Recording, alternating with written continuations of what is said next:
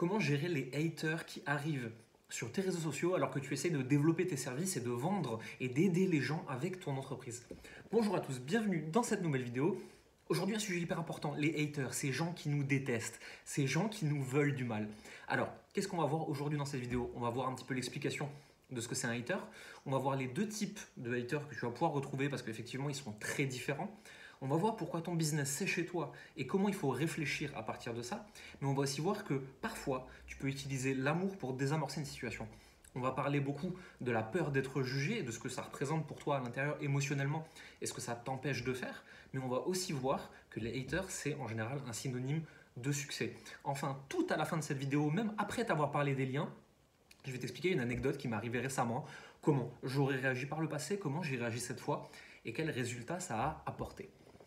Avant tout, c'est quoi un hater? Un hater, aujourd'hui, c'est une personne qui vient sur tes réseaux sociaux, suite à un post, une vidéo, ou qui peut venir dans tes emails, et qui a décidé de te descendre, de propager de la haine, de t'en vouloir, de se dire du mal de toi. Et c'est là que ça rentre. C'est important, en fait, à ce moment-là, c'est qu'il y a deux types de haters. Il y a les haters constructifs, à peu près constructifs, on va dire. C'est des personnes qui sont fondamentalement pas d'accord avec toi, donc ils vont essayer de te défoncer, mais qui ont des arguments, qui sont là pour débattre, qui sont là pour discuter. On verra après que ce n'est pas toujours une bonne façon de faire et que ce n'est pas forcément une bonne idée de leur répondre. Et il y a les haters, les trolls. Les trolls, concrètement, c'est les gros cons. Ils sont là pour te faire chier. Ils n'ont aucun argument logique, ils ne cherchent pas à avoir raison ou à avoir tort. Ils sont simplement là, ces gens-là, pour t'emmerder et rien d'autre. Maintenant, comment réagir avec ces personnes? Avant tout, il faut comprendre quelque chose de fondamental, c'est que ton business, c'est ta maison, c'est chez toi. Et la façade publique de ton business, à savoir tes réseaux sociaux par exemple, c'est aussi chez toi. C'est ta vitrine. C'est ce que les gens vont voir de toi en premier. Est-ce que tu penses vraiment qu'un boucher tolère que quelqu'un vienne chez lui et peigne sa façade en disant « les bouchers sont des enculés, vive les véganes » ? Non, c'est des choses qui arrivent dans la vraie vie d'ailleurs malheureusement. Et autant te dire qu'ils ne vont pas laisser la façade dégueulasse avec les tags. C'est la même chose. Tu ne laisses pas un inconnu rentrer dans ton salon et dire que la peinture est moche. On ne laisse pas les haters publiquement dire des saloperies sur nous sans réagir. Maintenant, il y a deux façons de faire. Tu peux réagir très simplement, si c'est un gros troll en fait et que c'est un con, tu peux simplement le bloquer, supprimer son commentaire, le bannir de ta chaîne, de ta page et sortir complètement cette histoire de ta tête. C'est une technique qui marche très bien. Moi, c'est ce que je fais 90% du temps environ. Maintenant, tu peux aussi répondre de façon constructive. Si la personne elle a des arguments, tu peux décider calmement de lui répondre et de lui expliquer pourquoi tu as ce point de vue et pourquoi il est tout aussi valide que le sien. Ça montre aux gens qui vont arriver que tu es quelqu'un qui a de la tempérance, de l'humilité et qui ne s'énerve pas pour rien. Enfin, la troisième façon de faire, et celle-là elle me vient d'amis à moi qui ont des grosses entreprises publiques avec des centaines de milliers de lecteurs et de followers et qui ont essayé des choses différentes récemment, à savoir de répondre avec de l'amour. Donc même les trolls, même les gens dégueulasses qui sont hyper violents, hyper virulents, ils ont décidé de leur répondre en disant « Écoute, tu as raison, j'entends ce que tu dis, si tu l'as vu, c'est que ça fait sûrement aussi partie de moi, je suis désolé que tu ressentes ça, j'espère que ça ira. » Et étonnamment, et tu verras ça dans l'anecdote à la fin de cette vidéo, ça peut avoir des résultats très étonnants. Il y a une autre chose qu'il faut comprendre, c'est qu'il ne faut plus avoir peur des haters. Aujourd'hui, peut-être que quand il y a des gens qui viennent te pourrir comme ça sur les réseaux, en fait, tu te dévalues, tu diminues ta valeur, tu diminues ce que toi, ton image que tu as toi-même, et tu commences à avoir peur du jugement des autres. Parce que tu te dis, si cette personne pense ça, c'est que beaucoup d'autres pensent ça aussi. Ce qu'il faut comprendre sur les réseaux sociaux, c'est qu'il y a ce qu'on appelle la majorité silencieuse. Tu as 90, 95, 98% des gens qui te suivent, qui ne mettront jamais aucun commentaire, alors même qu'ils trouvent que ce que tu fais, c'est très bien. D'ailleurs, ce que je t'invite à faire, c'est que si tu trouves que cette vidéo est intéressante, mets un commentaire, casse cette majorité silencieuse et dis-moi dans les commentaires, moi j'aime cette vidéo et j'ai décidé de m'exprimer aujourd'hui. Tu peux aussi mettre un pouce rouge si t'es pas content et dire que je suis un connard. Je m'en fous, ça fera quand même du reach sur YouTube. Il faut arrêter d'avoir peur des haters. Ce n'est pas des gens qui ont de la puissance sur toi. Ils n'ont aucune incidence sur ta vie, ils n'ont aucune incidence sur tes réseaux sociaux. Ça ne va pas descendre ta chaîne, ça ne va pas descendre tes comptes social media et ça ne va pas empêcher les gens qui ont besoin de toi et qui te font confiance d'acheter chez toi. Il faut complètement dédramatiser ce truc des haters. Ces gens n'ont aucun pouvoir si ce n'est celui que tu leur donnes. Retiens bien cette phrase et redis-la. Ces gens n'ont aucun pouvoir si ce n'est celui que toi tu leur accordes. Si tu leur accordes de l'importance, ils ont de l'importance et en fait ils peuvent prendre l'ascendant sur toi. Si tu décides que tu n'en as rien à foutre de ces gens-là et que tu les emmerdes, il n'y a plus aucun problème. Il faut aussi réaliser quelque chose, c'est que les haters sont une preuve de succès. Tu ne seras jamais de la vie critiqué par une personne qui est plus avancée que toi ou qui vit une vie dont elle est heureuse. Jamais.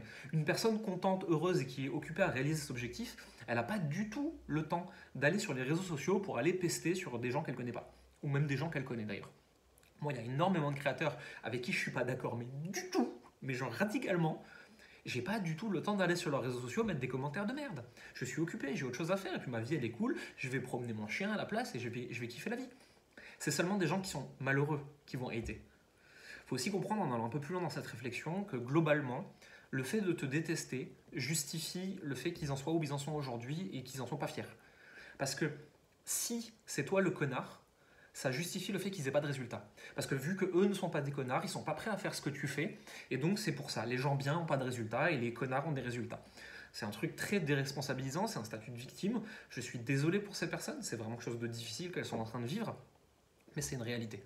Si tu prends la responsabilité de tes actions, de tes choix et de ta vie, tu n'as pas le temps pour aller pourrir les autres. Maintenant que ça c'est dit, avant de te passer à l'anecdote et t'expliquer comment je l'ai géré, et je pense vraiment que cette anecdote peut t'aider toi à t'inspirer et à faire les choses de la même façon, je voudrais te parler du lien qui est dans la description. Si tu veux en savoir plus aujourd'hui sur ce que moi je fais dans mon business, sur comment moi je gagne de l'argent, sur comment moi je me démerde pour avoir des meilleures relations, être plus heureux, développer mes entreprises, il y a tous les liens qu'il faut dans la description. Tu verras mon livre, les emails que j'envoie aux gens, tu pourras me suivre sur Facebook, sur YouTube, un peu partout. C'est là que je mets tous les liens importants, c'est aussi là que j'écris régulièrement quand un programme s'ouvre. Mes programmes, globalement, c'est pour accompagner des entrepreneurs, surtout des coachs et des personnes de l'accompagnement, à créer un métier qu'ils aiment, à avoir des clients plus facilement et à pas se tuer à bosser 14 heures par jour. Maintenant pour l'anecdote. Il y a pas longtemps, j'ai réalisé une vidéo sur YouTube et j'ai repris les vidéos YouTube, moi, il n'y a pas très longtemps, au moment où je tourne cette vidéo. Et aujourd'hui, je crois que j'ai 800 ou 900 abonnés, je fais quelques centaines de vues par vidéo, etc. C'est pas glorieux. Mais mon business, moi, il est basé avant tout sur Facebook, sur les gens que je rencontre, sur les gens à qui je parle, etc. Donc il n'est pas du tout basé sur YouTube et sur ce que tu vois en façade extérieure. C'est-à-dire que je me retrouve à avoir des chiffres qui sont semblables à des personnes qui ont 300 000, 500 000 followers sur YouTube. Pourtant, j'ai les mêmes chiffres financiers qu'eux. Parce que mon business est complètement construit d'une autre façon. Mais ça, c'est la façade publique en fait, tu ne le vois pas tout ça. C'est seulement les personnes qui me suivent depuis longtemps et qui me connaissent. Et donc je reçois un commentaire de 4 km de long expliquant que ma vidéo n'a aucune valeur, que je tourne autour du pot, tout à fait, c'est une stratégie marketing, et qu'il serait temps que je fasse les choses comme les autres pour enfin percer. Donc en fait la personne envoie un commentaire un peu pourri, sous couvert de bienveillance, ça n'en avait rien de bienveillant, pour essayer de me donner une leçon de vie sur qu'est-ce qu'il faudrait que je fasse pour percer. La personne a bien entendu un faux compte, puisque les haters n'arriveront jamais en nom propre. Ils ont trop honte de ce qu'ils font, ils ne sont pas du tout prêts à l'assumer avec leur nom personnel. Et là, en temps normal, le premier réflexe, quand j'étais beaucoup plus jeune, ça aurait été de me dévaloriser, de me dire qu'elle avait raison et d'avoir honte. Aujourd'hui, parce que j'ai un long passif avec les haters sur les forums, etc., le premier réflexe, ça aurait été de supprimer le commentaire, de bannir la personne de la chaîne YouTube. Et à ce moment-là, je me suis souvenu de ce qu'ont dit mes amis, qui eux ont des centaines de milliers de lecteurs. Je me suis dit, donne de l'amour, essaye, donne de la bienveillance, essaye de faire ça autrement. Et j'ai pris le temps de parler avec la personne, de lui expliquer que ma stratégie, c'était pas forcément ce qu'elle voyait, que contrairement au fait qu'elle croit me connaître, elle me connaissait pas du tout et qu'on n'était pas amis et qu'on n'avait pas élevé les cochons ensemble, hein, comme dirait ma mamie. Et que oui, effectivement, peut-être que mes vidéos gagneraient en popularité, à apporter plus de valeur dedans et à mettre plus de choses à l'intérieur, mais que ça faisait pas partie de ma stratégie et que j'estimais que je donnais déjà largement assez de contenu gratuit par email, dans mes bouquins, sur Facebook, sur Twitter, sur Instagram, sur YouTube, etc., sur Clubhouse, et que du coup ce que je faisais suffisait à étendre ma notoriété, ma marque, mon business, et que de toute façon en fait faire du contenu gratuit sur les réseaux sociaux, c'est pas ma stratégie business, j'en ai une autre derrière, j'ai d'autres stratégies que j'enseigne dans mes programmes d'ailleurs. Et j'ai vraiment pris le temps. Bien entendu, la personne n'a plus jamais répondu, puisque face à une personne bienveillante et qui te dit oui, c'est vrai, tu as raison, les haters ne savent plus comment réagir. En fait, ils s'attendent à de la violence, ils s'attendent à de la haine, ils s'attendent à ce que tu sautilles comme ça derrière ta chaise, derrière ton ordinateur. Et donc, quand tu réponds par la bienveillance, ils ne savent plus quoi répondre. Par contre, ce que j'ai fait aussi, c'est que j'ai fait un copier-coller de son commentaire et de ma réponse, et que je l'ai utilisé sur mes réseaux sociaux pour dire voici ce que certains pensent. Voici la réalité, là je l'ai réexpliqué, j'ai pris le temps, parce que là je m'adresse à mon audience, à des personnes qui me connaissent, et donc je peux dire les vraies choses. Et j'ai dit surtout, regardez, drama au pays du YouTube, etc. Ce post a fait un buzz pas possible. Et tout le monde y allait de son petit commentaire, ce qui faisait remonter les publications, bien entendu, c'est une très bonne stratégie social média. Par contre, attention, ne tombe pas dans cette stratégie de vouloir toujours faire du drama, toujours faire du buzz, toujours faire de la confrontation, toujours faire des coups de gueule. Je sais, c'est ce qui marche le mieux sur les réseaux sociaux, mais ça va aussi donner une certaine image de toi que tu n'as pas forcément envie d'avoir. Aujourd'hui, si tu es coach, si tu es entrepreneur, si tu es dans des professions de l'accompagnement, tu veux être vu comme un conseiller, comme quelqu'un de sage, comme un grand frère, comme une personne qui a des compétences, des connaissances et qui peut aider les autres. Est-ce que tu penses vraiment que tu ferais confiance à ton médecin si ton médecin n'arrêtait pas de pousser des coups de gueule toute la journée et de parler de drama et de faire des embrouilles de télé-réalité? Non, absolument pas. On a besoin de gens stables, avec des assises émotionnelles solides, des gens qui on peut avoir confiance, des gens qui ont l'air d'être relativement rationnels, autant qu'un humain peut l'être, et à qui on peut se fier pour accepter des conseils sur le long terme.